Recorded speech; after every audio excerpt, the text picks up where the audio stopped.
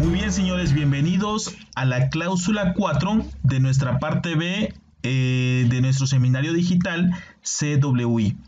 En esta ocasión vamos a hablar sobre los requerimientos de mano de obra y criterios de aceptación visual para tuberías a presión. Cabe mencionar que estos requerimientos son los más cortos de los dos anteriores de estructuras y de líneas de conducción que ya vimos previamente. Entonces vamos a iniciar, señores. El primer punto que viene aquí, el 411, habla sobre el desalineamiento interno que pudiera haber en las tuberías. Para recipientes a presión esto es muy crítico cuando hay un desalineamiento interno. Entonces aquí establece que no debemos, ese desalineamiento interno en los bordes de los extremos de los tubos no debe ser mayor de 2 milímetros, eso es en las unidades internacionales, o en las unidades en el sistema inglés sería un 16, ¿sale? Muy bien, pero ¿qué pasa cuando tenemos una junta que excede este valor? Entonces el código bajo estos requerimientos de tuberías a presión permiten que podamos recortar el espesor que sobresale o que nos está causando ese desalineamiento interno, siempre y cuando ese corte no disminuya el espesor mínimo permisible de la tubería y que el contorno no exceda 30 grados, ese cambio de contorno. Para entender mejor esto, señores, hicimos unas diapositivas. Este sería el requerimiento. Ya recordemos cómo podemos medir el desalineamiento interno con el gauge que se conoce como el high-low. Y recordemos que máximo nos permite 2 milímetros o un 16 en el sistema inglés. Y cuando excedamos esos 2 milímetros o un 16, podemos recortar, como podemos ver aquí en la imagen. Podemos hacer ese recorte siempre y cuando se cumpla lo siguiente. Número 1, que el espesor que dejes remanente sea mayor o igual al espesor mínimo de pared requerido. Recordemos que existen unos anexos en el libro de especificaciones que nos dicen en función del tamaño y de la cédula cuál es el tamaño nominal y cuál es el espesor nominal de pared y cuál es el espesor mínimo permisible. Cuando en el examen se presente una condición como esta, va a ser importante analizar cuál es el espesor mínimo permisible para esa tubería. Vamos a continuar también con estos mismos requerimientos de la mano de obra y vamos a hablar sobre los puntos de soldadura.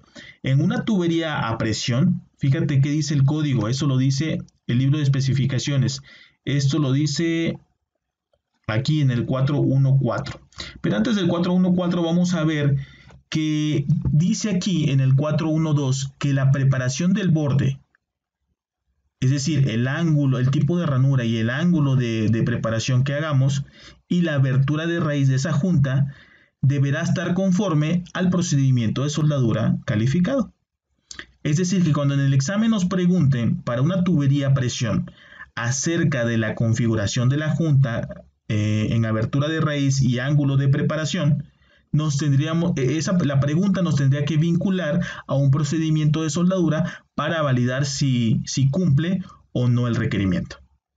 El 413 simplemente habla sobre la limpieza de la superficie que va a ser soldada, que debe ser libre de pintura, aceite, cascarillas y cualquier otro material que pueda causar un efecto adverso a la soldadura. Y en el 414 habla sobre los puntos de soldadura cuando se tenga que ensamblar a tope la tubería.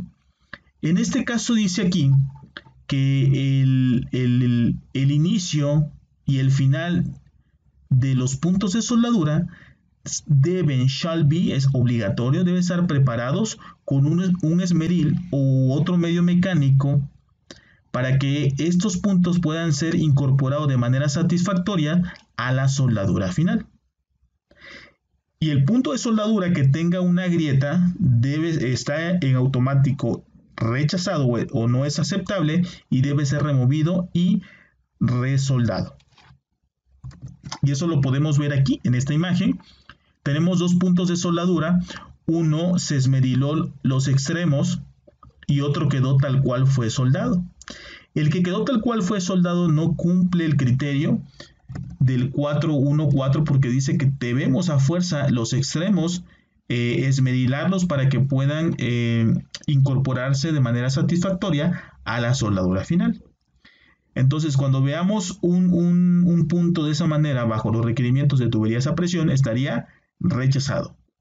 Y en el caso de puntos que en el extremo estén fracturados, esos puntos, el código dice que hay que remover completamente el cordón y volver a soldar. Vamos a ver ahorita el 415, donde indica que la temperatura de precalentamiento que se utilice deberá ser mantenido hasta que la junta sea completada. Sin embargo, sí se permite que haya una interrupción en el proceso de soldadura y permitir que la soldadura o la junta se enfríe muy lentamente, siempre y cuando tengamos mínimo 10 milímetros de espesor de soldadura depositado o el 25% de la ranura que esté llenada, cualquiera que sea menor. Aquí hay un poquito de ambigüedad en este último requerimiento. El primero no hay duda, mínimo debemos de tener 10 milímetros de espesor de soldadura depositado para que podamos permitir o interrumpir el proceso de soldadura y que la soldadura se enfríe lentamente. Donde entra la ambigüedad es en el otro punto, dice o el 25% de la ranura, no dice del espesor, ¿vale? Tendríamos que tener tal vez en la pregunta del examen un área de ranura, o que me digan cuál es el ángulo, cuál es la profundidad, todos los datos geométricos de la ranura para poder sacar el área y en función del área saber cuál es el 25%. Sin embargo, si no tenemos estos datos, vamos a agarrar el espesor nominal de la tubería o el espesor real para validar ese 25%. Y por ahí vamos a ver alguna pregunta para que quede más claro este punto. Eso lo tenemos aquí, ¿no? ¿Cuándo podemos permitir que se detenga el proceso de soldadura y que la junta se enfríe lentamente? Muy bien. Vamos a ver el siguiente punto. Aquí vienen algunos requerimientos que no son permitidos. Eso lo vemos en el 416, 417 y 418. ¿Cuáles son? Pues lo que tenemos aquí en la pantalla, señores. Traslapes por requerimientos de tubería a presión son inaceptables. Lo mismo que los golpes de arco. Aquí tuberías a presión lo llama arc strike. Y salpicaduras o spatter están prohibidos para tuberías. ¿Sale? Ahora vamos a ver rápidamente varios puntos acerca de cómo podemos reparar con soldadura o sin soldadura ciertos defectos. Número 1, vamos a ver ahorita en la diapositiva un resumen.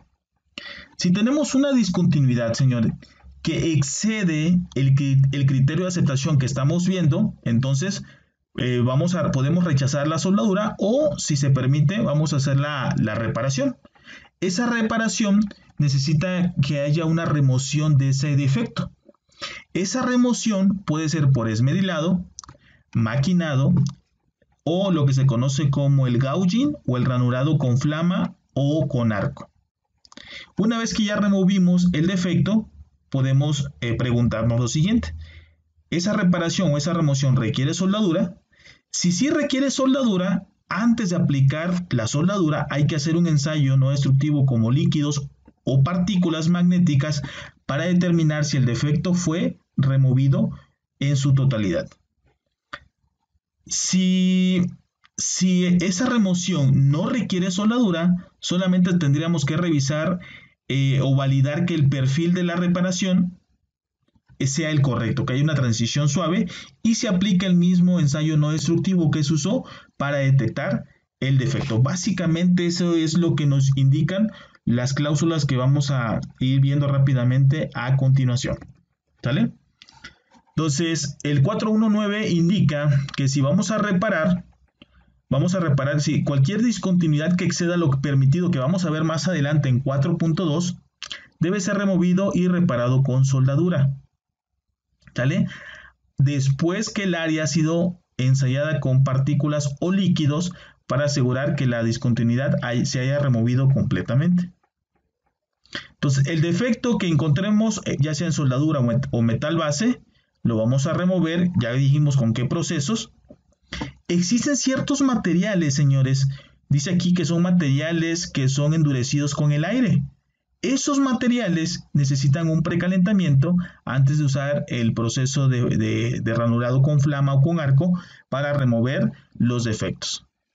Y una vez que los defectos han sido removidos, pero la soldadura no es necesaria, como ya mencionamos, entonces la superficie del contorno deberá ser eliminada cualquier muesca o cualquier esquina o cualquier punto agudo que pudiera generar un concentrador de esfuerzo. Básicamente es hacer un perfil suave, una transición suave entre el metal de soldadura y la zona de reparación, o entre metal base y la zona de reparación. La superficie que fue removida y gradualmente, con una transición gradual, deberá ser inspeccionada con el mismo ensayo con el cual originalmente se detectó el defecto. Muy bien.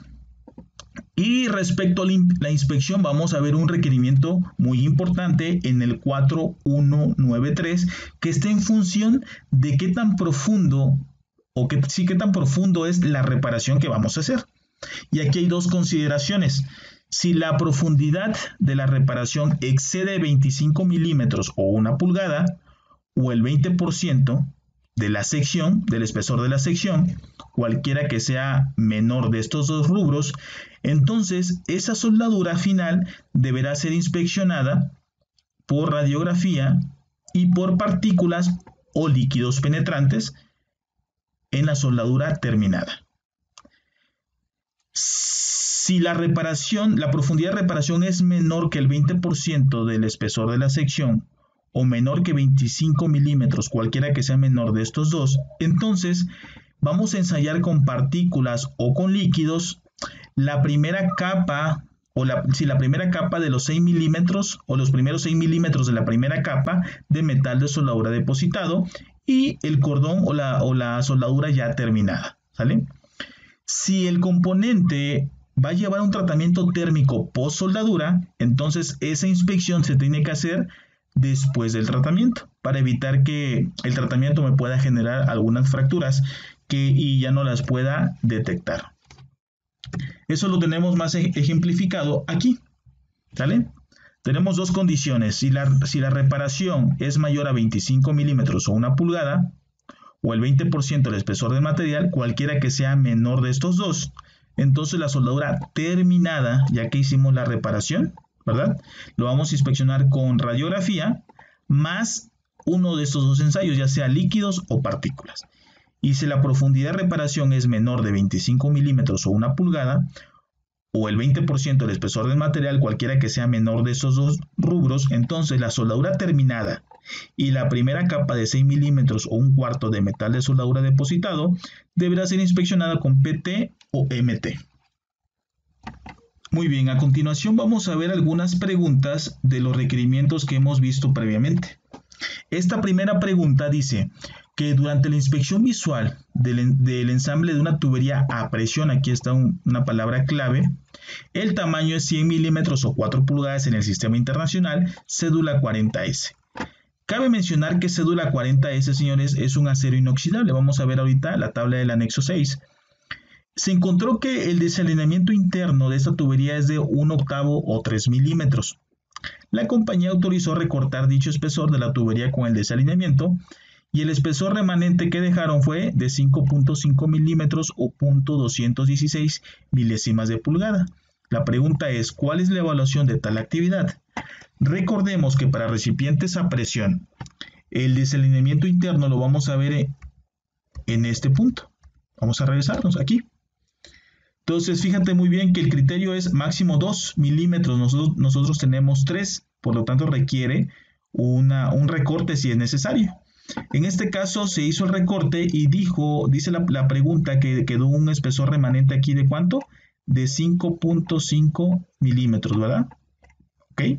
Pero aquí hay un criterio importante. Ese espesor remanente debe ser mayor o igual al espesor mínimo de pared requerido. Por lo tanto, vamos a hacer uso de las tablas del anexo. ¿sale? Aquí ya extrajimos ya del anexo esa información. Sacamos la información para unidades en el sistema inglés y unidades en el sistema internacional. Ambos con la cédula de acero inoxidable 40S. Recordemos que para acero, esta es la cédula, y el acero inoxidable es lo mismo, nada más que se le agrega S por stainless steel.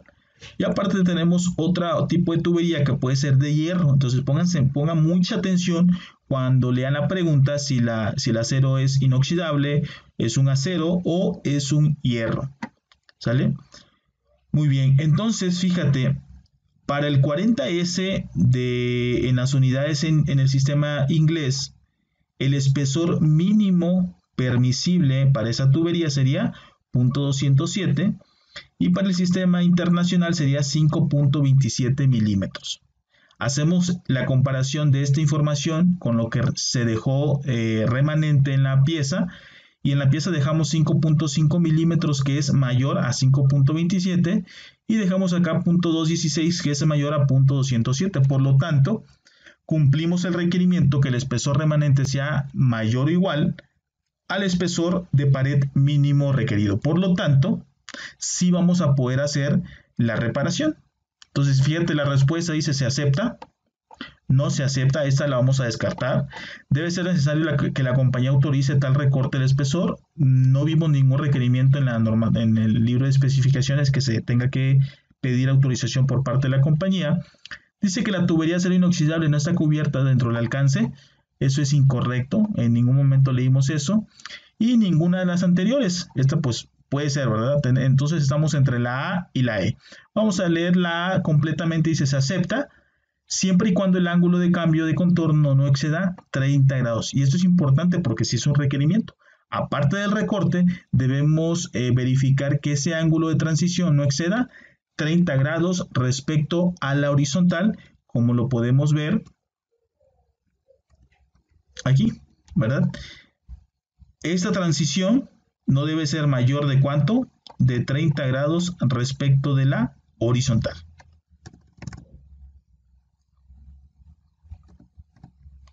Muy bien, señores, pues ahí está, la respuesta correcta sería la A. Vamos a ver la siguiente pregunta. Indica que en la fabricación de una junta de tubería a presión, aquí ya está el requerimiento, es tubería a presión, el proceso de soldadura que se estaba aplicando se detuvo y se reinició al día siguiente. La temperatura de diseño de esa tubería es de 40 grados centígrados y la tubería tiene un tamaño de 200 milímetros u 80 pulgadas, perdón, aquí sería 8 pulgadas de tamaño, y la cédula sí es 80. El soldador que estaba haciendo la soldadura solo depositó 6 milímetros o un cuarto de espesor de soldadura. La pregunta es: ¿cuál es la evaluación de esta condición?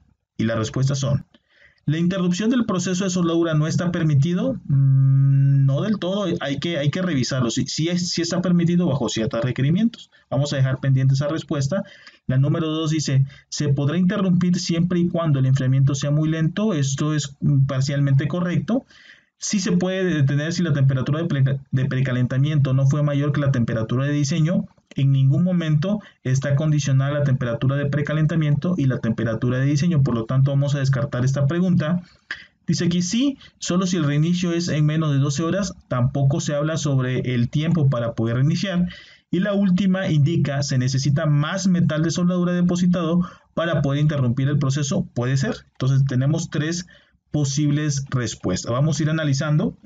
Primeramente vamos a regresarnos al requerimiento. Aquí estamos. No, es aquí.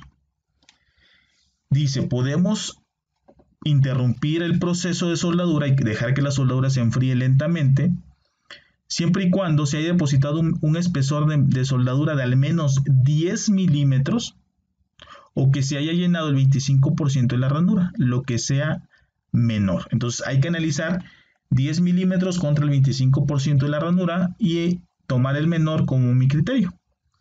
Entonces fíjate bien, dijimos que eso se presta un poquito a ambigüedad porque aquí representa el 25% de la ranura. Vamos a verlo. Entonces nosotros vamos a considerar, señores, el espesor del material, el espesor nominal de la junta, para de ahí sacar el 20%. Entonces, fíjate bien, aquí tenemos la información. Es un material de 8 pulgadas de tamaño de tubería o 200 milímetros y la cédula es 80. Por lo tanto, tenemos media pulgada del espesor nominal. ¿Sale? Entonces, vamos a ver. 12.7, que sería en milímetros el espesor nominal, por el 25%, ¿no? Recordemos, a ver, dijimos 20, ¿no? Es 25. ¿Sí? 25% de la ranura. Entonces, vamos a multiplicar 25% por esos 12.7 y nos da 3.18 milímetros o 1/8. Recordemos que dice el criterio, el que sea menor. Vamos a verlo directamente en el código. Aquí está. Entonces, hay que elegir el menor, de 10 milímetros o el 25% de la ranura, lo que sea menor. Ya vimos que el 25% es 3.18 milímetros y el otro serían 10 milímetros, o sea que vamos a elegir el menor sería 3.18, ese sería mi criterio, ¿sale? Y hay que compararlo con lo que realmente se depositó. Nosotros depositamos 6 milímetros, entonces estamos excediendo el mínimo requerido, ¿sale? Por lo tanto, sí vamos a poder interrumpir. Entonces, esta última la descartamos porque dice que se necesita más metal de soldadura, no, porque ya vimos que tenemos más soldadura de la mínima requerida. Se puede interrumpir siempre y cuando el enfriamiento sea muy lento, esto es correcto. Y la última, la interrupción del proceso de soldadura no está permitido, ya vamos a eliminar esta y nos vamos a quedar con la letra B, siempre y cuando el enfriamiento sea muy lento. Vamos a ver la siguiente pregunta. Dice lo siguiente. La probeta P1, aquí ya nos pide analizar una probeta, forma parte de una línea a presión. Ya sabemos que vamos a usar la cláusula 4. Dice que fue diseñada a una temperatura de servicio de 170 grados centígrados. Se encontraron defectos y fueron removidos para su reparación. Y pregunta que si cuál es la evaluación. Recordemos que sí podemos remover el defecto y en algunos casos poder aplicar soldadura. Indica que la reparación en temperaturas de servicio mayores a 100 grados no están permitidas. En ningún momento la reparación está en función de la temperatura de servicio. Dice la reparación requiere aprobación del cliente y será necesario precalentar a 120. Tampoco. En este caso, para para líneas a presión, no es necesario la aceptación del cliente bajo los requerimientos de nuestro libro de especificaciones. Y dice la C que antes de soldar se deberá inspeccionar con PT o MT y la soldadura terminada deberá ser inspeccionada por radiografía, PT o MT. Esto es parcialmente correcto. Antes de soldar se deberá inspeccionar con PT o MT y la soldadura terminada y la primera capa de 6 milímetros, 1/4 de soldadura depositada deberá ser inspeccionada por PT o MT. La C y la D suenan a lo que acabamos de ver, de los requerimientos. Entonces hay que analizar, fíjate bien, hay que analizar qué nos indica el código o el libro de especificaciones, que va a depender de la profundidad de esa excavación. Si la excavación excede 25 milímetros o 1 pulgada o el 20% del espesor de la sección, lo que sea menor, entonces vamos a inspeccionar con radiografía y con líquidos o partículas, ¿sale? La superficie terminada. Y este es el requerimiento cuando el espesor es menor que el 20% o 25 milímetros, el que sea menor. Entonces vamos a ir analizando por partes. Primero tenemos la probeta P1 y ya vimos la zona donde fueron removidos los defectos. ¿Qué hay que hacer? Hay que hacer dos cosas. Hay que tomar el espesor del material. En la pregunta no me están diciendo qué cédula, qué tamaño, por lo tanto físicamente tengo que sacar el espesor. Aquí está. El espesor me dio 20 milímetros, como lo podemos ver, o 785 milésimas de pulgada. Luego vamos a sacar la profundidad. Podemos usar el welding profile gauge. Y aquí este está en unidades en 32avos de pulgada. La profundidad de 0,4832 o 1/4, es decir, 6 milímetros en el sistema internacional. Entonces ya tenemos el espesor ya tenemos el espesor del material y la profundidad de la excavación. Hay que comparar, ¿sale? Entonces, fíjate bien, hay que sacar el 20% porque es lo que indica aquí, el 20%. El 20% de mi espesor de pared, que serían 20 milímetros, son 4 milímetros o 0.157 milésimas de pulgada. Entonces, ¿qué vamos a analizar ahora? Vamos a comparar estos 4 milímetros contra los 6 milímetros. Es decir, la profundidad real de excavación excede los 4 milímetros que representan el 20%. Entonces vamos a analizar el requerimiento. Hay que analizar el que sea menor de estos dos valores, el 25 milímetros o el 20%. Ya vimos que el 20% es menor que el 25 milímetros, por lo tanto, me quedo como mi criterio el 20%, que en este caso serían 4 milímetros. Y ahora sí, ¿excedimos el 20%? Sí, sí lo excedimos porque realmente tengo 6 milímetros más, que es mayor a estos 4 milímetros. ¿Sale? Entonces, este requerimiento dice que la soldadura terminada deberá ser inspeccionada con radiografía y con partículas o líquidos, ¿sale? Entonces vamos a aceptar la primera. Aunque fíjate bien, ¿dónde dice que primero se tiene que inspeccionar con PT o MT? Eso, señores, lo vimos anteriormente. Aquí. En el 419 indica que aquellas discontinuidades que exceden lo permitido en 4.2, que ahorita vamos a ver, necesitarán ser reparadas con soldadura después que el área ha sido inspeccionada con partículas o líquidos. Por eso es que se complementa esta respuesta, que también previamente se tiene que hacer PT o MT. Por lo tanto, la respuesta correcta sería el inciso C.